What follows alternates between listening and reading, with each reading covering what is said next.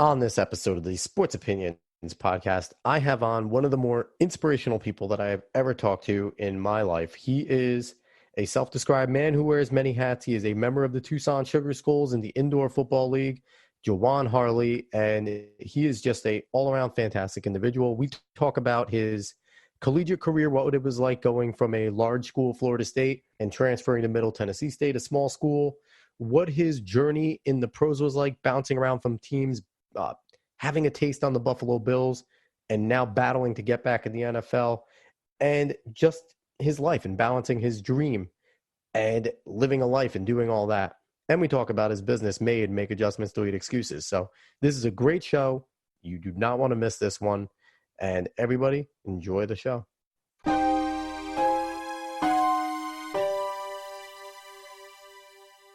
What's up, sports fans, and welcome to the Sports Opinions podcast. I'm your host, as always, Alex Cuesta, and with me today is a guy that tried to do this already once with him, and unfortunately on my end, the sound started to mess up a little bit, and it just wouldn't have been a product that, I could have given to all the fans out there, and especially with the guy that I have on. He's just an awesome human, one of the most inspirational people I talk to, so if you're listening to this, get the Kleenex out, get motivated, get ready to run through a brick wall because you're going to after listening to him. He is a man that wears many hats. He is a member of the Tucson Sugar Skulls in the Indoor Football League. He is Jajuan Harley. What's going on, buddy?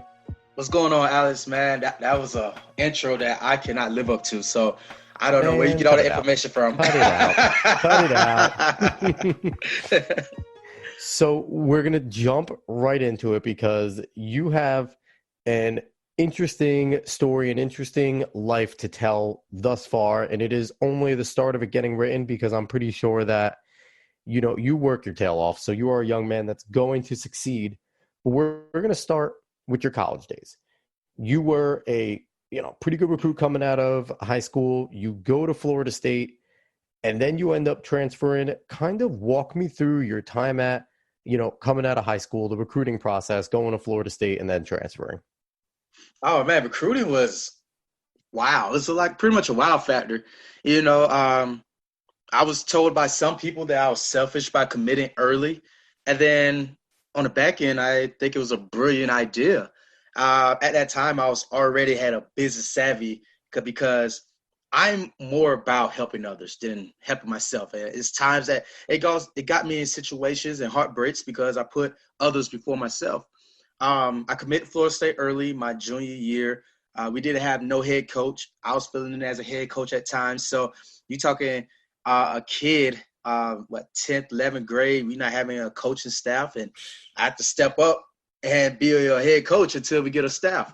So I committed early to do that. And it brought some recruits in, scouts in for my teammates. We didn't have coaches at my school going out advertising guys. That's so crazy. It was crazy, man. I remember like yesterday, I told Marilyn, I said, Marilyn, I will come to your school. I'll decommit if you give my buddy a scholarship or half scholarship and he could earn a full scholarship. That's the type of guy I am. At that moment, I realized me being an early commitment to Florida State, that's a prestigious school still. Mm-hmm. It will bring attention to my teammates at every game because they want to see a Florida State committed, someone who's committed to Florida State.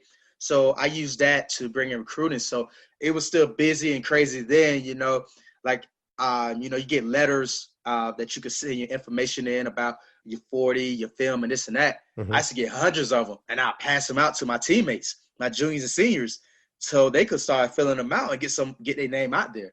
So that was my recruiting to help others. It really was about me. But once I got to Florida State, I went there, had a stellar off-season training, getting ready for training camp. Well, I'm sorry, I won't say training camp at college. But they're gonna get paid now, so maybe it is gonna be more like a training camp. Well, there you go. There you go. And I went there, had an awesome off-season training with them, but unfortunately, the seniors with the upper class, they didn't teach them about health. They didn't teach you about you need to make sure you put in the right things in your body, eating right, sleeping right, all the things that you need. And that cost me to have a heat stroke and 2 swollen kidneys because I didn't know how to take care of my body during this transition of working harder, competitions more. So I didn't know nothing about my body to make sure it could last like it should, So I had those issues, man. And I tell you, man, it was crazy. I remember sitting in my dorm with the AC on 60 and I'm still sweating. And I'm like, what's going on with my Jesus. body? Well, I mean, that heat is different down in Tallahassee too. It's just different over there. That is true. That is true. It is true. So, we went through that. I remember like yesterday, man, Coach Bobby Bowden put me to the side and he told me, you just keep your head up. Some people hit their peak right now. Some people, in due time, they hit their peak, but it takes them a minute to get there. You just stay patient until you get to the top of the mountain where you belong. And I hold on to that to this day. Coach Mickey Andrews said, once you get your health, you will be one of the greats walking these halls. And that's saying a lot. You had Terrell Buckley, you have Deion Sanders. Mm-hmm. I mean, this guy's a legend. These two guys, legends. And they telling me things like this. And I still hold on to that to this day. But Are you still in touch with any of those two coaches at all anymore? It is so impossible to get in touch with those guys. Those are some busy men. I tell you what, but I did run into Coach Bobby when I was at Middle Tennessee. That was 2013, I believe he came to the school. Coach Rich Stock is one of his players. He was his quarterback when Coach Bobby first started at Florida State. And we had a great sit down. And it was like, you would think a guy his age would forget. No, this guy memory is sharp. It is sharp. And we had a great conversation, and everything he said, I still hold on to this day. Well, Jerome, real quick, do you think he still remembers as a coach? Because Florida State currently, I'm sorry, Willie Taggart, I don't call for anyone's job, but man, if Bobby can still coach, we need to get him back in Tallahassee. Well, I tell you what, the years I was there, Coach Bobby wanted 3 more years. They still use. I don't know if they still use him now, but I know when Fisher was there, he was still using him to recruit. So he was still a part of, Florida State. But, I mean, the philosophy that he'll bring and, with Coach Mickey Andrews right by his side, Batman Robin, I mean, I know they could spark something up right now. I just say that. They could spark something up. Don't get me excited, man. As a Florida State coach, not get me excited. But so you had a little bit of trouble with the heat stroke and stuff. Coaches pulled you aside. So what else happened with your Florida State experience? So once that happened, we get coaches changes. You get a new staff. This is Fisher's first year being a head coach. So he really don't know what's going on both sides of the field. He knows what's going on offense because, he's an offensive coordinator. But on the defensive side, he really don't know. And when I walked in and said I want to transfer, he was shocked. He didn't know what was going on. I remember when the defensive coordinator at the time, Coach Stoops, like blasted me in front of the entire team, and nobody knew why.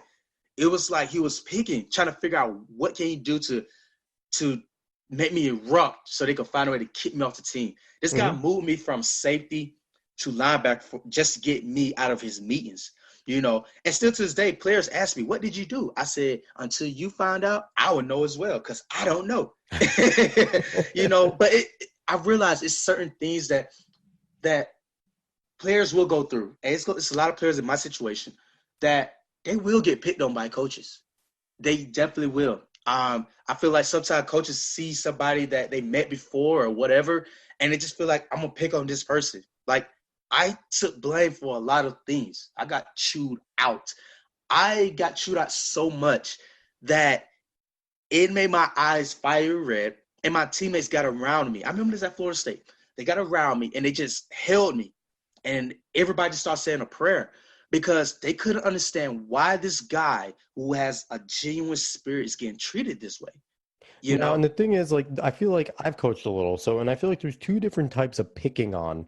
There's the one where it's constructive and you see something in a player and it's just not coming out. And you kind of are prodding him in a constructive way where you're just holding him to a higher standard. And then it seems like what you went through where it's more on the lines of hazing, where you're just trying to get this kid to just walk away.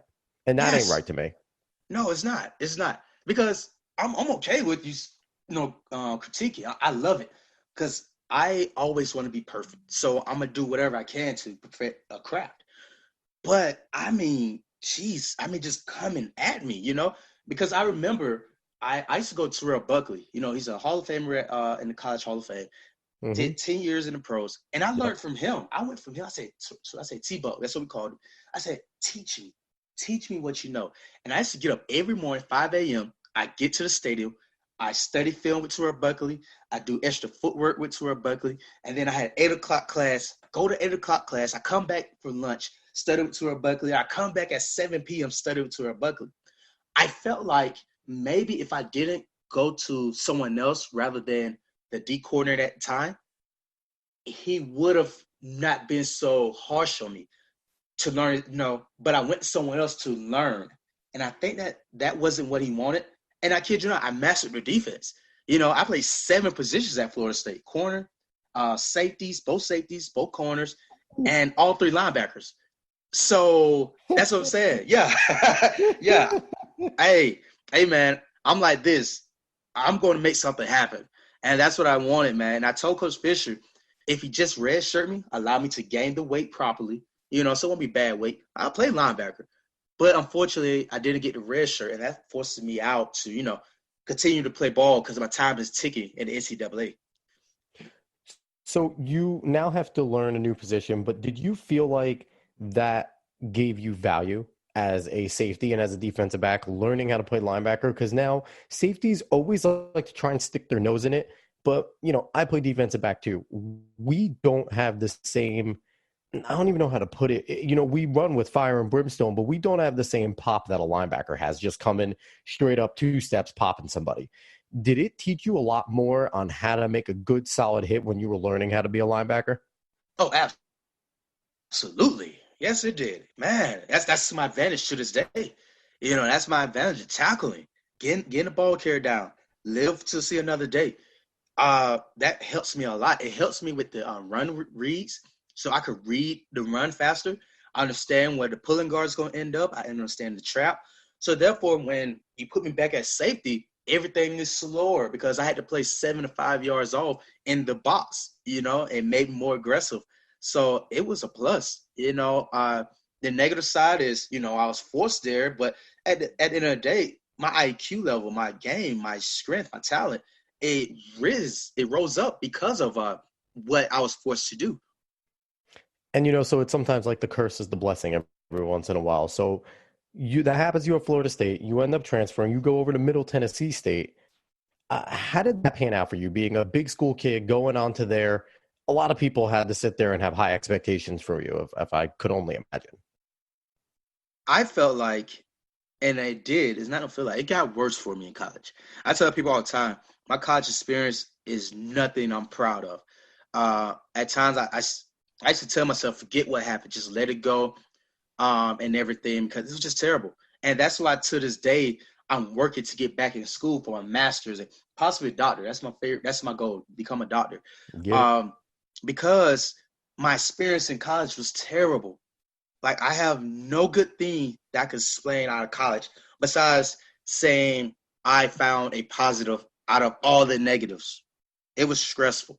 And when I got to Middle Tennessee, I had to sit out a year. I sat out. But a year that I had to play, we had a spring training, and I got outstanding safety award.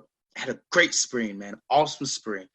And I remember when it was done, my safety coach, which was Coach Bobby at the time, David Bobby, and he said, I'm going to break you, and you're going to play how I want you to play. And at that moment, I knew it was going to be hell. And that's exactly what happened.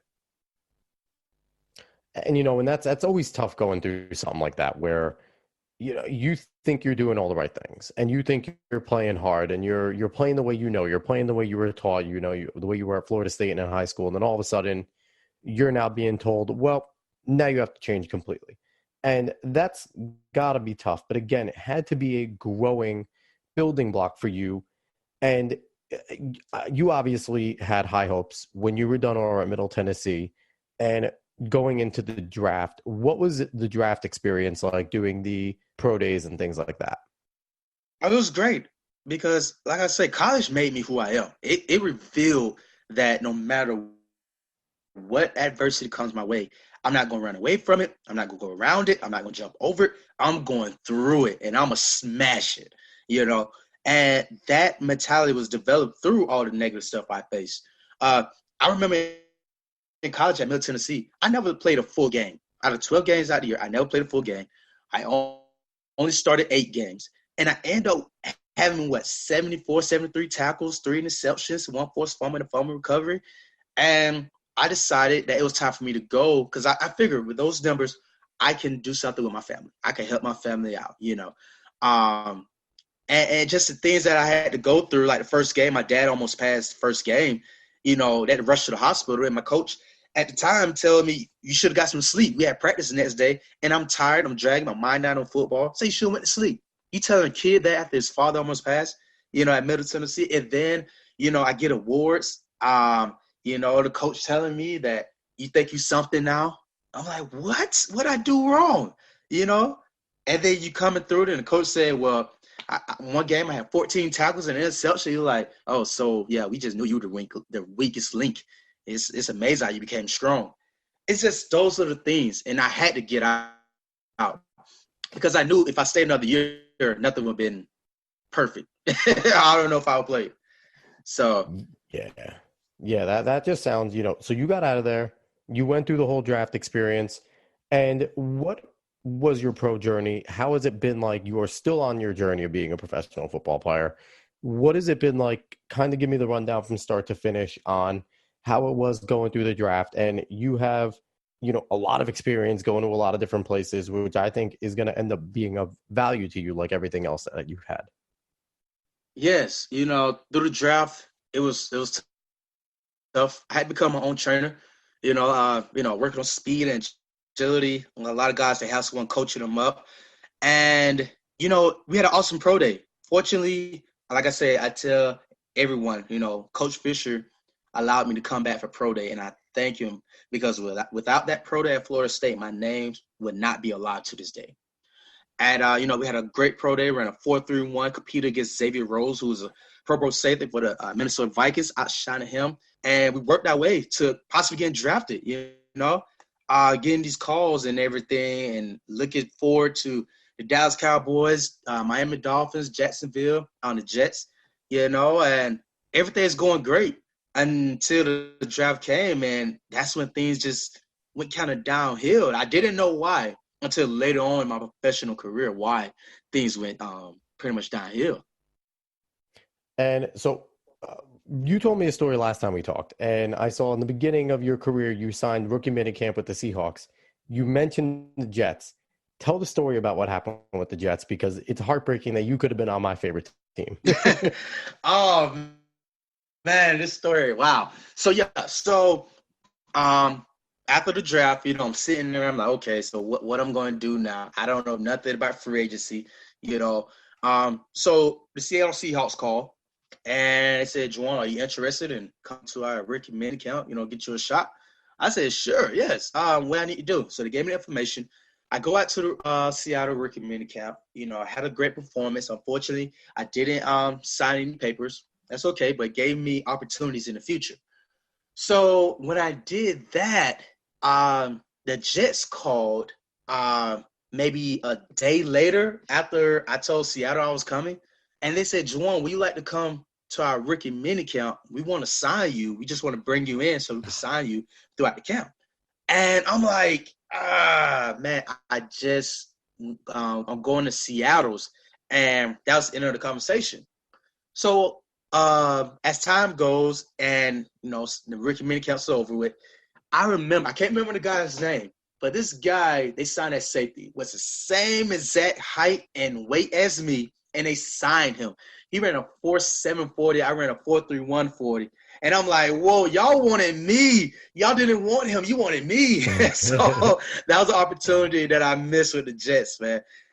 It's funny now, but at that time, I was like, wow. Sometimes it hurts to be a man of integrity and a man of your word. Like, you see so many of these guys like rescinding all this type of stuff. Like, if you were just that type of dude that was like, yeah, sorry, Seahawks, I'm going to the Jets. Like, you were smart not to burn the bridge, but at the same time, it's like, man, what could it have been if I would have just burnt that bridge?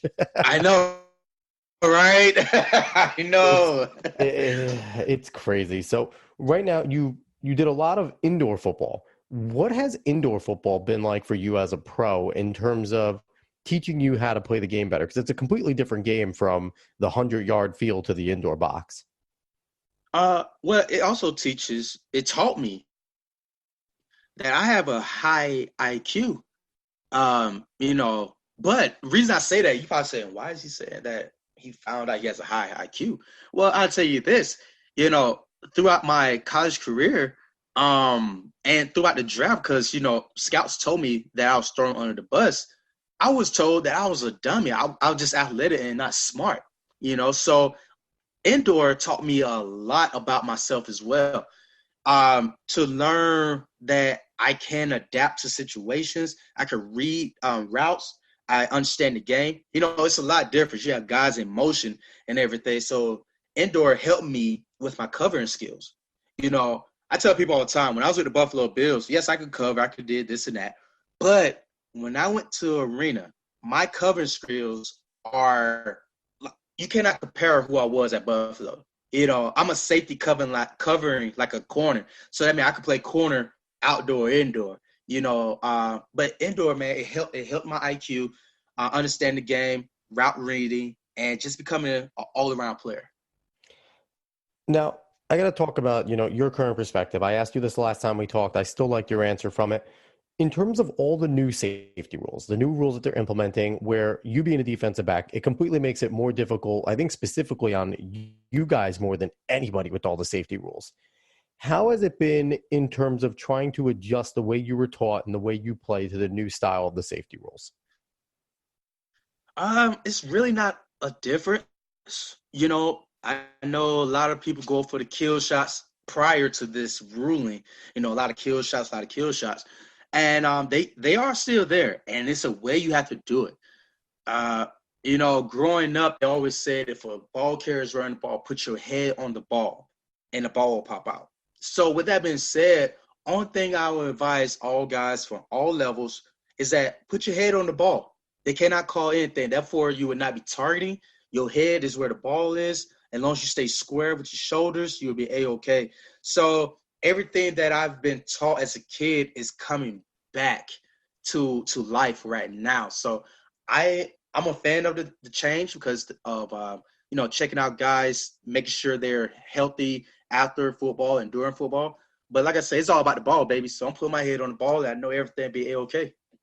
It's so nice to hear a defensive back preaching technique because it is just such a lack of technique. And I hate it when certain corners that are just doing basic tackles, the commentator's like, oh, he is such a great tackler. And it's like, no, he tackles. He plays football. He doesn't just dive at legs or try to throw a shoulder in. Like, it's become such a lost art to tackle if you're a defensive back. So it's a breath of fresh air to hear you saying technique is key, because I wrote a whole entire piece for my blog basically saying we could reduce concussions in football if we just preach technique and penalized players, coaches, schools, staffs for allowing players to continue to do it on a continuous basis. I agree. I agree. I'm gonna tell you right now, I'm scared to just run and dive at somebody's legs. I'm afraid. Because when you just dive in to make a tackle, you lost control.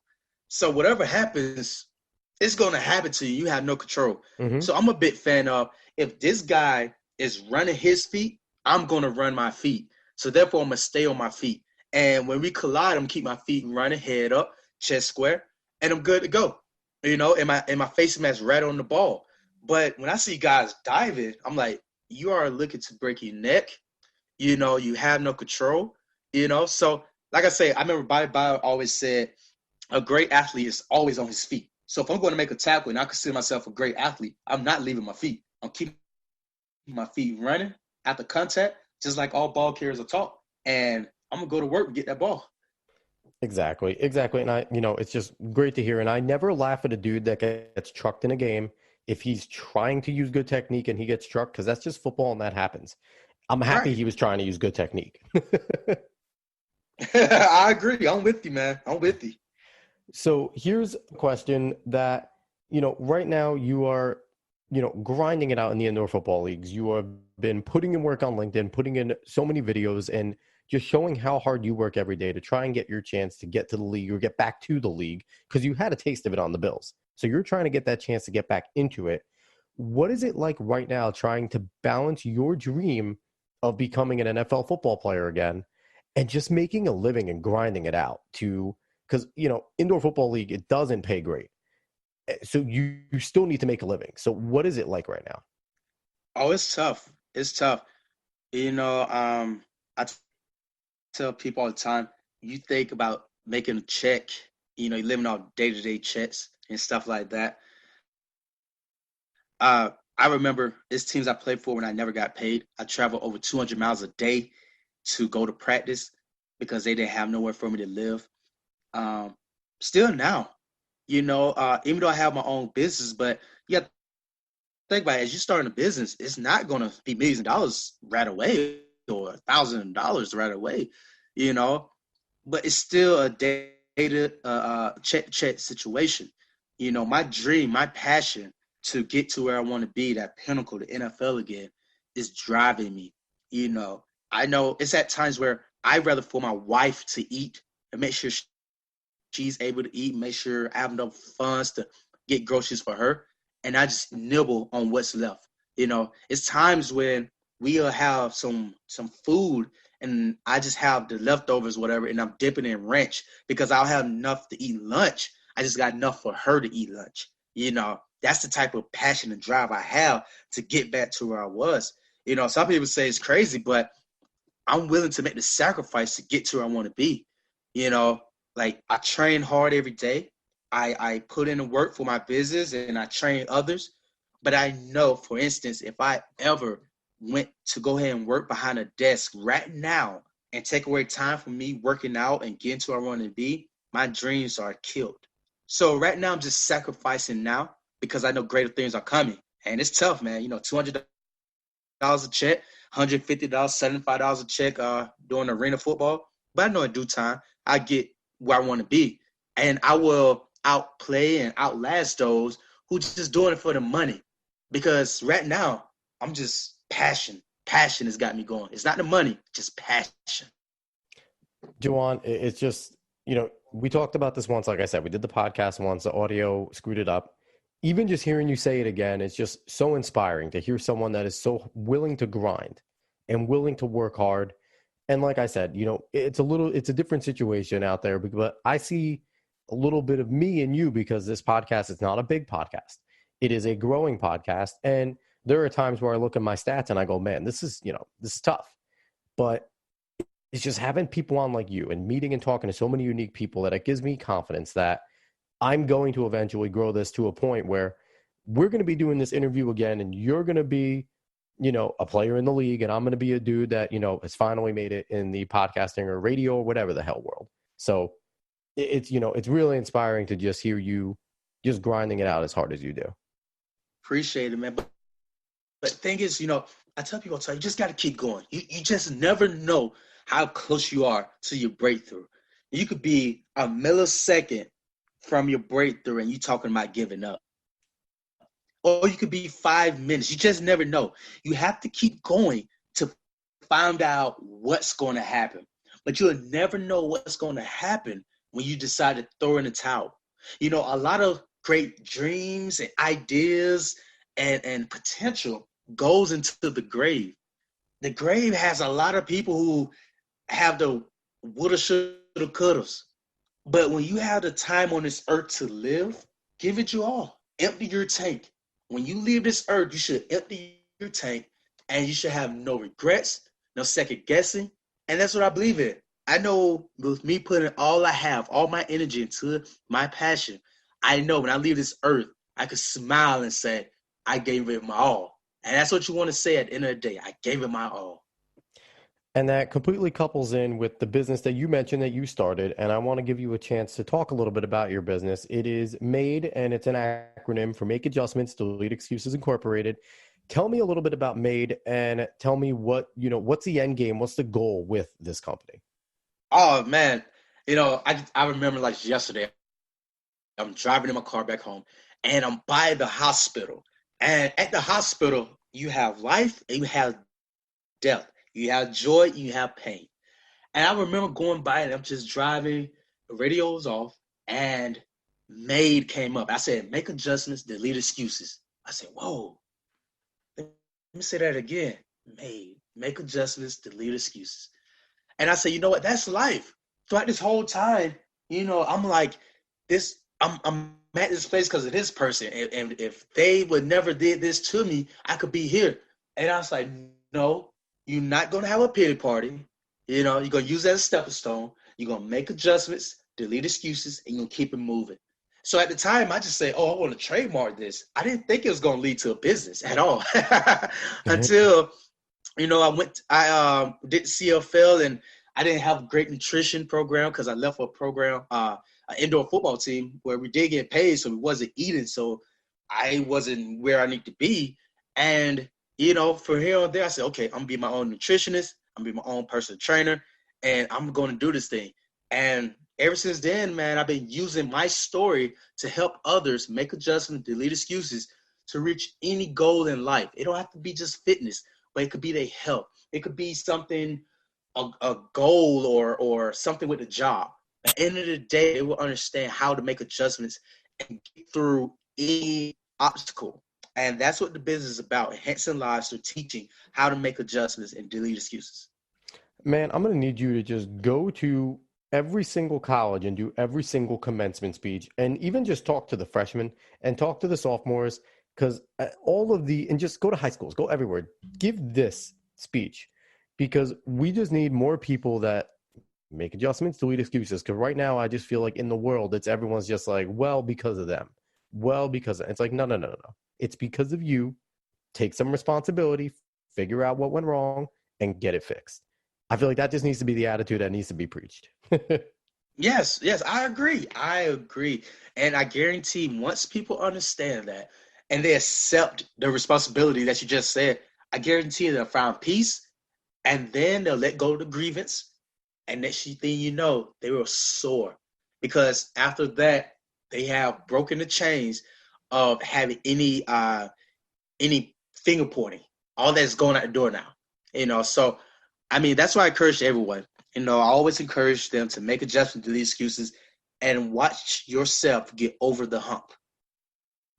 And now I know we talked last time about an apparel trade, but that's really got to happen this time. I didn't want to do it until I had the show out so people could hear it because I wasn't just going to sit there and be like, "Yo, give me one of your shirts," even though you're not having it on yet. But now that this is going to get out there, I definitely want to do an apparel trade. I want to send you one of my shirts, and I want one of your shirts.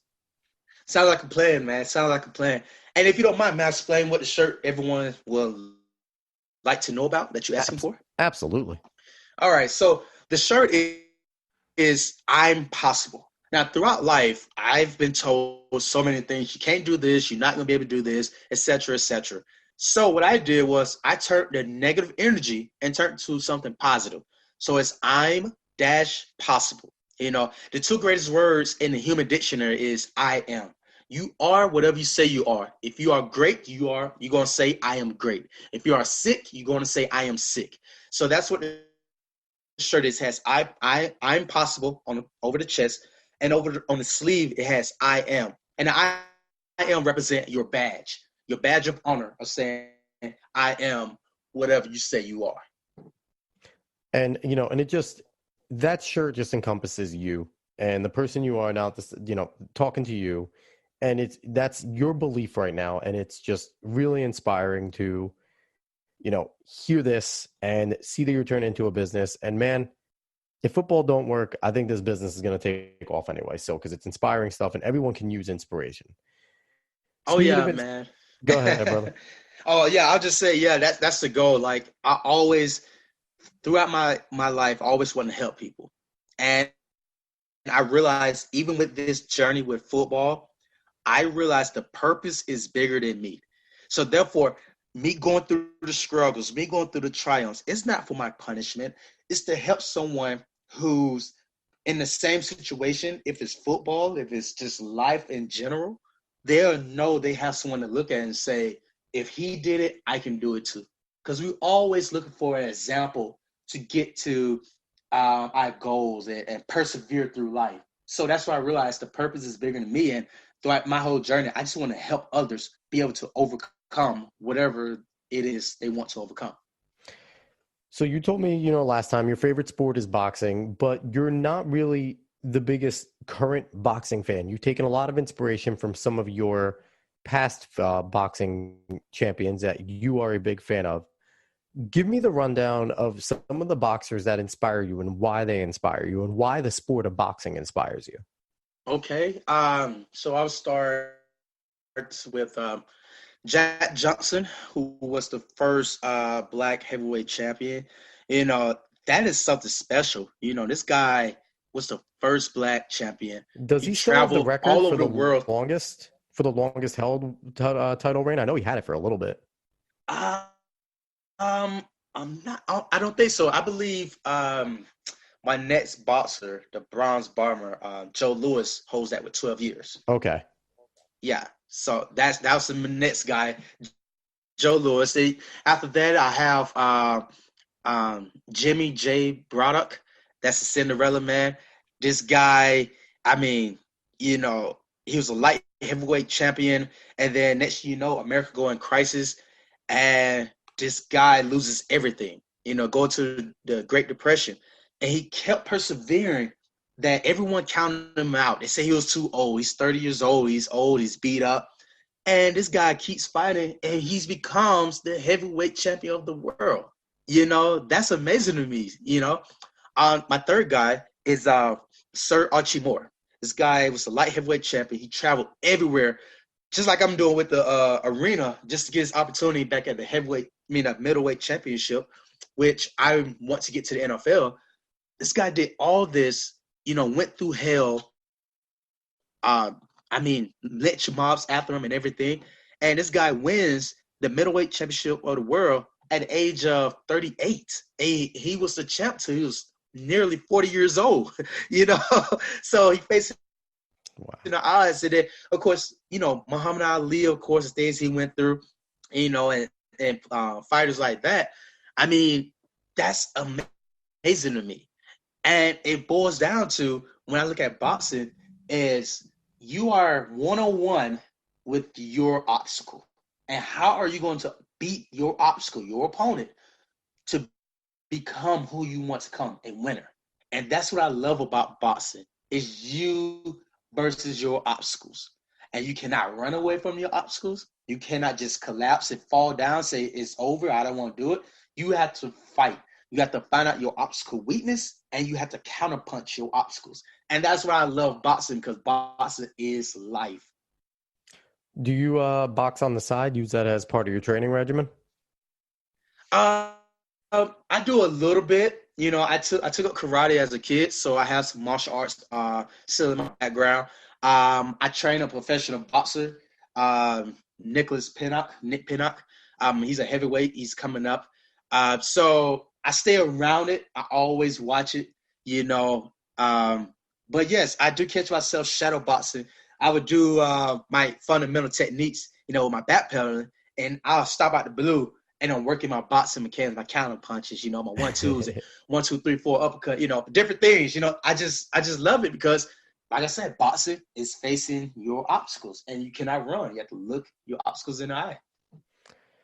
And just like, everything, if anyone can hear just by talking to you, you always like to take things head on, and you're always looking on the positive. And it's nice to talk to you. Anyone out there, just, Jajuan is really accessible. Just go on his LinkedIn. I'm pretty sure you'll talk to anybody just to, strike up a good conversation and try and inspire them.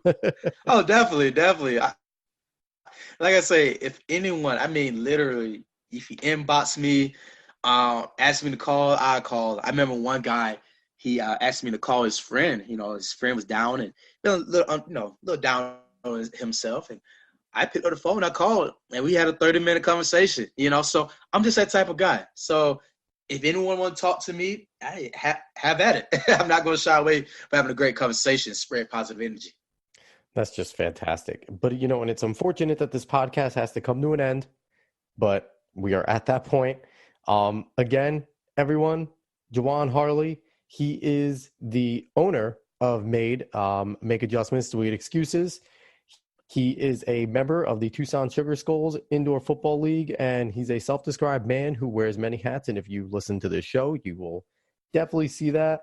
Jajuan, do you have any social media anywhere that you want to give a shout out to? Yes. For my personal page, it's everything is at Jajuan M Harley, and for my business, it's at M.A.D.E M.A.D.E 2 Enhance.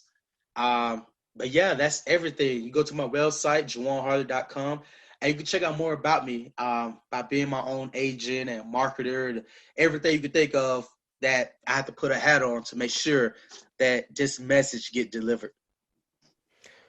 Man, you're going to make it. I'm confident you are going to make it, and I'm going to be happy to just follow your journey and continue to talk to you and text you and probably bug you every a few Sundays about things when I'm watching my Jets and getting mad about why they're playing like crap. But Oh man. again, everyone, I'm Alex Cuesta, host of the Sports Opinions podcast. You can find me on Twitter and Instagram at @A_Cuesta30.